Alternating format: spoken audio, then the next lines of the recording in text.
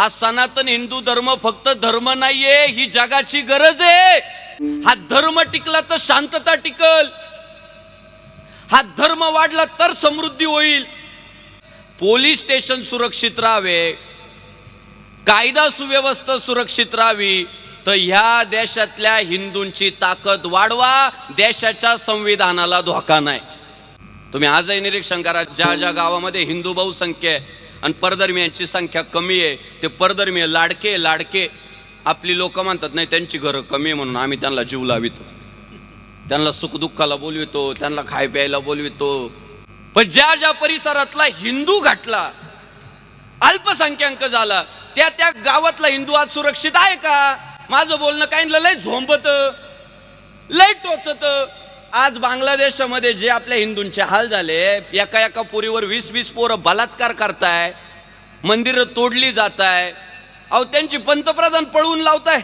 ती शेख हसीना काय तिथली नगरसेविका नाही का, सामान्य कार्यकर्ती नाही, पंतप्रधान आहे शेख हसीना। पण तिचे आंतरवस्त्र मिरवले जे त्यांनी का, तर ती कायद्याला मानणारी आहे, ती शिस्तप्रिय आहे। ती नाही सापडली तर आंतरवस्त्रांची दिंड काढली।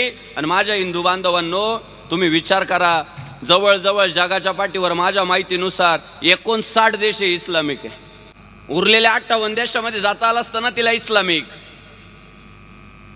पण त्या माऊलीनं आता मला जगू द्या, मला जगायचंय, मला आश्रय पाहिजे म्हणून आश्रय 58 इस्लामिक देशांकडे नाही मागितला, तिने आश्रय ना ज्या देशात हिंदू बहुसंख्य राहतो त्या हिंदुस्थानाचा आश्रय मागितला।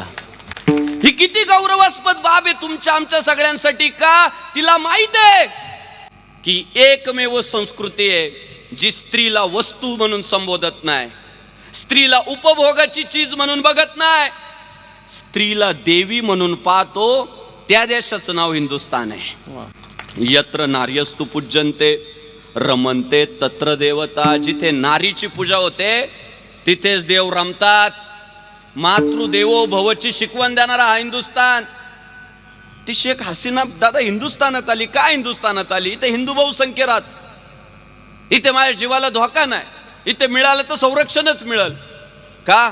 या हिंदूंचा इतिहास आहे, धर्मातला असो नाही तर परधर्मातला असो, ज्याने ज्याने बाईकडं वाकड्या नजरेने पाहिलं त्याला ठोकायचंच काम केलं। रावण काय कोण वेगळ्या धर्मातला नाही, हिंदू धर्मातलाच आहे, पण परस्त्रीकडं वाकड्या नजरेने पाहतो ना, हिंदुस्थानानं विचारलं नाही आमचा आहे का परका आहे, ठोकलाच पाहिजे।